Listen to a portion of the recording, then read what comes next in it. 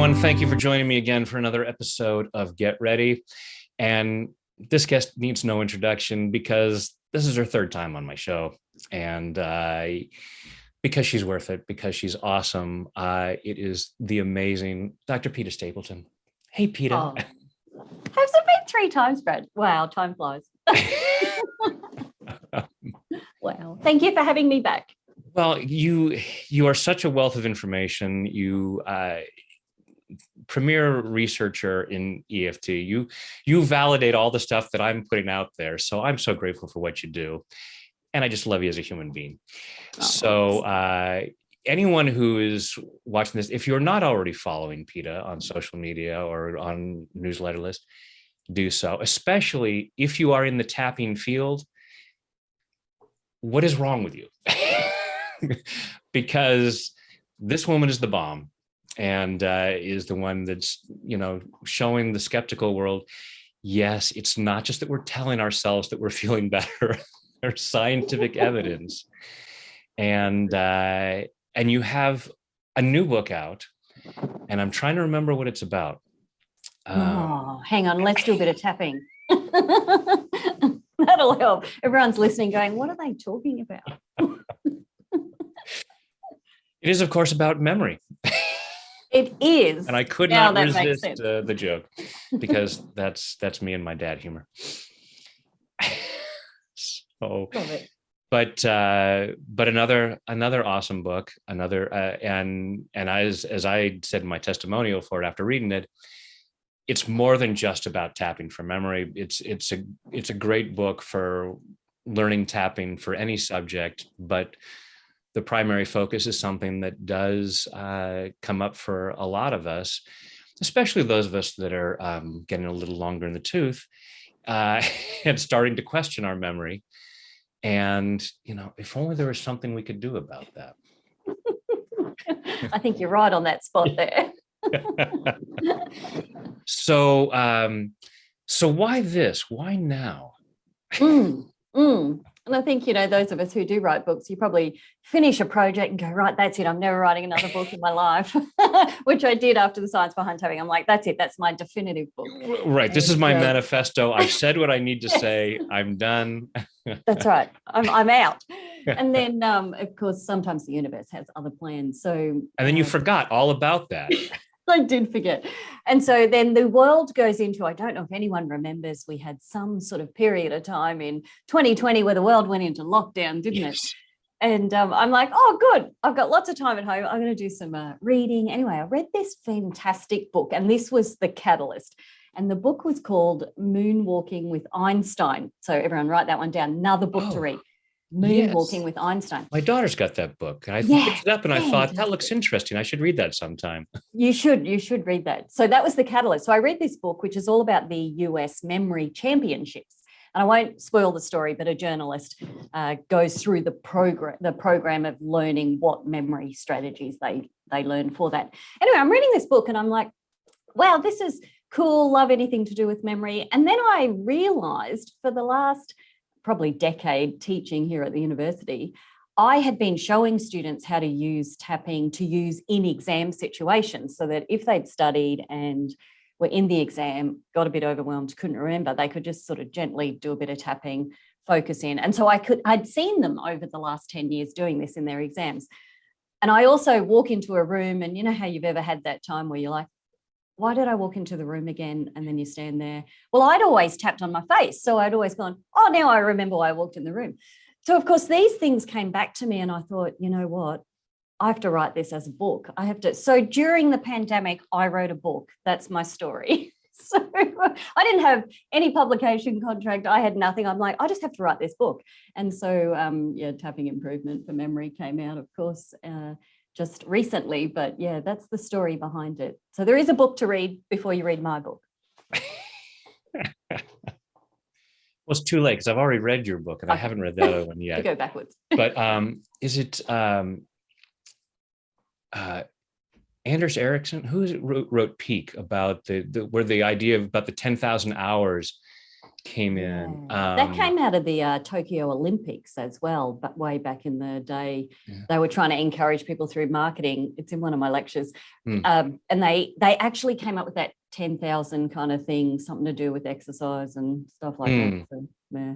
But yeah, so I understand. He talked about memory things and training somebody to, memorize long lists of numbers and all that.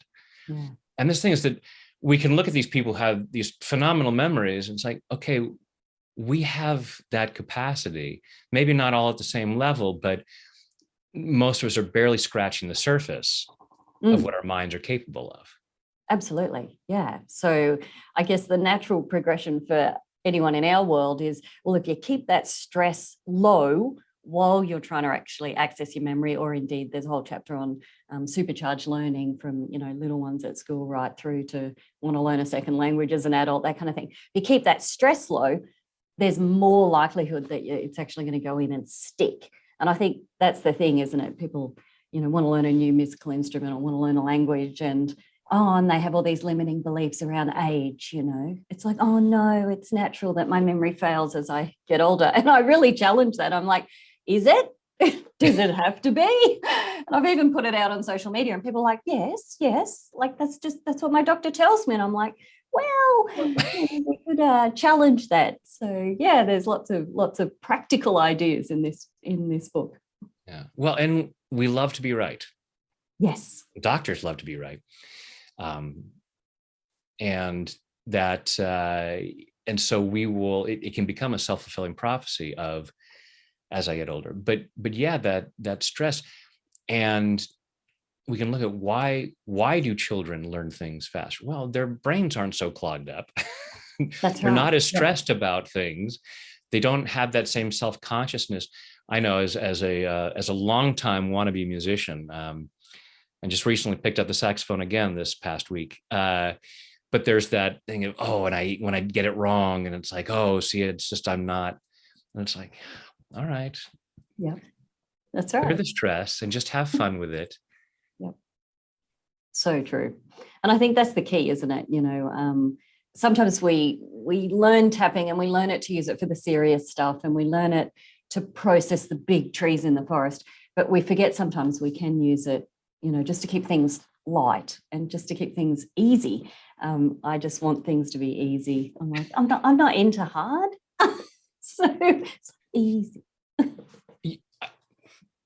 I had a session with a client the other day, and she was talking about using AI, using like a ChatGPT for marketing, and felt, but it's cheating. I'm making it's too easy.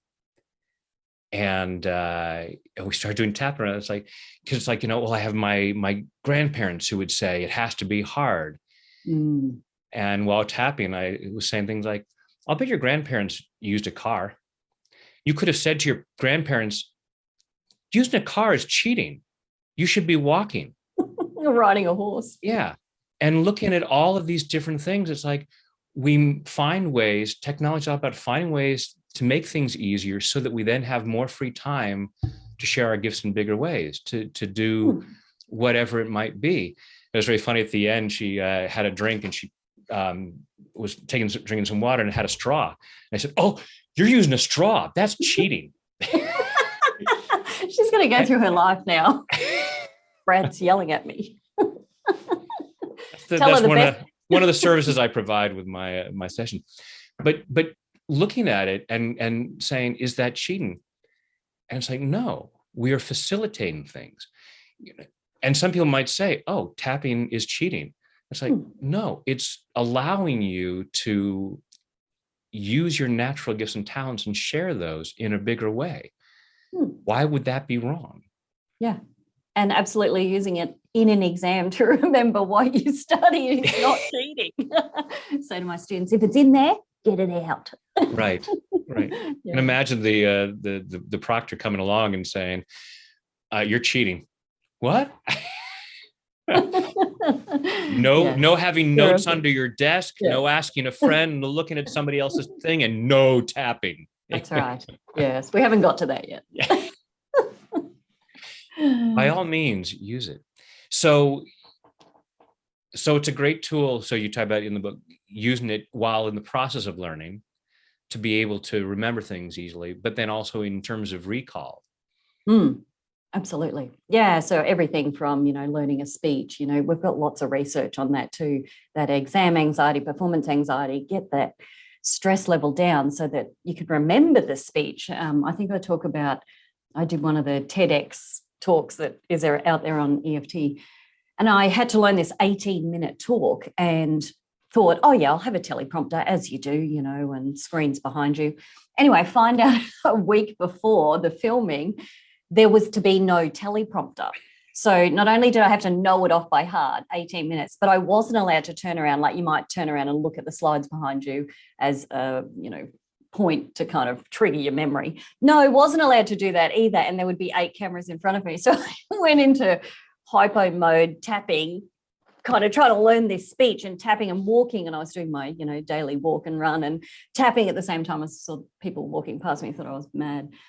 I have to remember this thing. So yeah, that was probably the most recent time and 20 years where I've ever felt kind of stressed about giving a talk, because normally you have all these prompts. Anyway, you'd never know if anyone wants to go and have a look at the TEDx that and I will have a link to that in the thing. I'll have a link to, because yeah, it comes off great. You'll never know. Watch me and kind of go, is she remembering what's behind her on the screen? So I tell you, it was tapping. I was trying to get it in, remember it, and get it out on the day. So yeah, all of those kind of learning, like I even talk about, if you've got little ones that are learning to, do their spelling and word recognition and times table, tapping at the same time, even if it's just one pressure point, can just help you stay regulated so that can go in. And you said they've got less layers, but at least keep that, so many of those family situations can be a bit stressful because parents are trying to help, child's trying to remember, and everyone gets a bit sort of, I can only remember the mathematics lessons that happened in our household because my husband's particularly good at maths and thought saying it in a louder voice would actually make it go into the girls, and I'm like, everybody tap while this is happening. So yes. Well, we learn things more profoundly if there's an emotional component to it. It sticks more, right? So if I yell, it'll be a more emotional thing and it'll stick. It's like, well, that's not the lesson that's sticking. No, that's exactly right. The lesson that sticks is math is painful and scary. Yes. It makes and I'm Daddy never upset. asking Dad for help. That's what came out of it. They're like, don't tell Dad, I'm doing this. Yeah, that's exactly right. So yeah, it's and again, have a bit of fun with it. It doesn't have to be this serious thing, but definitely can help that. And what I have done is woven through lots of real life case studies. So our tapping community gave us lots of real life case studies where they'd used it to find things. And that's the other thing. There's a couple of cases in there of, have you ever lost your sunglasses, your car keys, something important? A lady talks about, I love this case, she's got her grandchild with her and she's lost an important object. And anyway, she's running around the house, granddaughter's trying to help her. Anyway, they both knew tapping. She said, why don't we tap just to see if we can't remember where we placed this object? Anyway, it's so divine because they're tapping and they're talking to the object and they're like, where are you? We're trying to find you. We're open to finding you. If I was you, where would I be hiding? Anyway, lo and behold, they find this thing. And it's just such a good, because you don't think of it like that. You don't think of, let's tap and talk to the thing I've lost and see if I can't find it. So yes, some just beautiful stories that came out of our community that they were very happy to be included. So. Yeah. Awesome. I mean, that element of fun, it's like I would say when I'm putting humor into it, it's the spoonful of sugar that helps the medicine go down. Yeah. And just makes the process more fun. And yeah, just that idea of, I put it someplace, part of me knows that, some part of me has the memory of that. What is blocking me? Oh, I could probably clear that.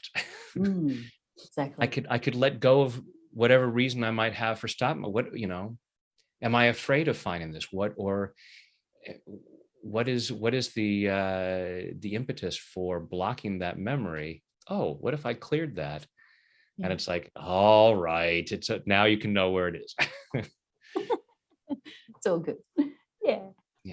Like forgetting appointments or things like that. It's like, Yeah. Or even people's names. I actually dedicate a whole section, bless my husband. He openly says he has a really bad name for memories. Let me get that right, memory for names. And I have been on the end of that stick where we've run into people that he's known his whole childhood and adulthood, and I've been standing there awkwardly and he's chatting to this person and he can't remember this person's name to introduce me. And so obviously you compensate by introducing yourself first to find out. And I know, but he confirms that message. I have a terrible name for memories. Anyway, memory for name. Oh, I keep getting that wrong. Look at that. I need to tap. No, it's just that everybody knows this about him. So he's got a bad name when it comes to memory. Absolutely. I think that's the key. That's it. Anyway, lo and behold, I meet one of his colleagues who I'd only met once before, many, many months earlier. And he remembered not only my name, but all the children's names. And I'm like, oh, wow.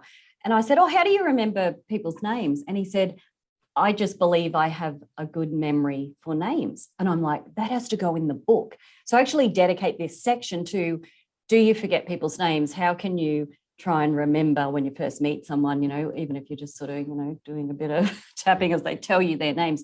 But is it your belief? Is it that you tell yourself those stories of, oh, I'm just hopeless with names, that kind of thing?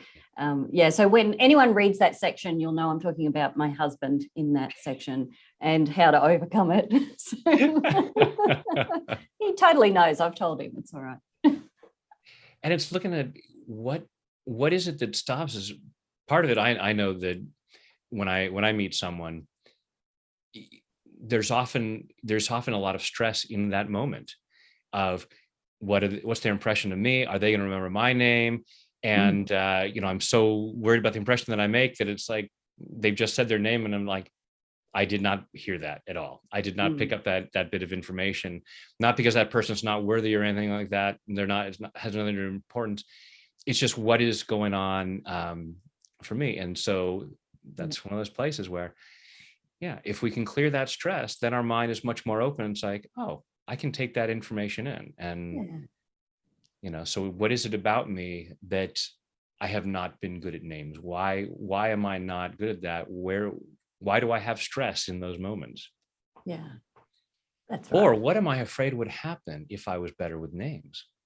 Yeah. People might be more sociable towards me. They might be more gregarious and I might have to socialize more.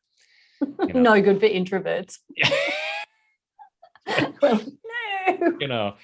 So if I don't remember their name, maybe they won't like me and I won't have to put up with them that much. You never know. Till you start tapping, then you'll find out. And we find out and we open ourselves up to all kinds of new possibilities. Exactly. That's right. Yes, and he's so antisocial when it's Another story. I guess it just depends on the company you're with. That's right. It's all good. I will cherish the photo from from the Hard Rock Cafe. Yes, a whole lot of us had dinner. Anyone's listening going, what are they talking about? Yeah. Some of these jokes are just for us. But back to the book, Peta. Sure. So what else can you tell us about tapping from memory? Yeah, look, everyone will laugh at this one, but I tackled the big 6 things that do affect memory, how to use tapping for them. And that includes everything from eating too much sugar, not sleeping well enough. Obviously, stress is covered, but things like exercise, blood pressure, alcohol. So if anyone's like, ooh, there's a few of those floating around in my life, we absolutely know all of those affect memory. So good news is you can actually tackle some of those things with tapping. So if you do want to kind of reduce your sugar intake or improve your blood pressure, because we have got biomarker studies that show your blood pressure will reduce and cortisol, your stress. So a couple of chapters there dedicated to that, but probably an area with memory most people think about that I wrap up the book with is the memory loss disorders. So anyone that's had family history of, dementia or Alzheimer's or any other memory loss disorder, people do ask, and funnily enough, there have actually been a couple of published clinical trials, so I do include the results of those, But just starting with that, if you've got a family history of anyone in the family that's had one of those memory loss disorders, how do you feel about it? And do you worry about that happening to you? So starting there and using tapping just for your own worry about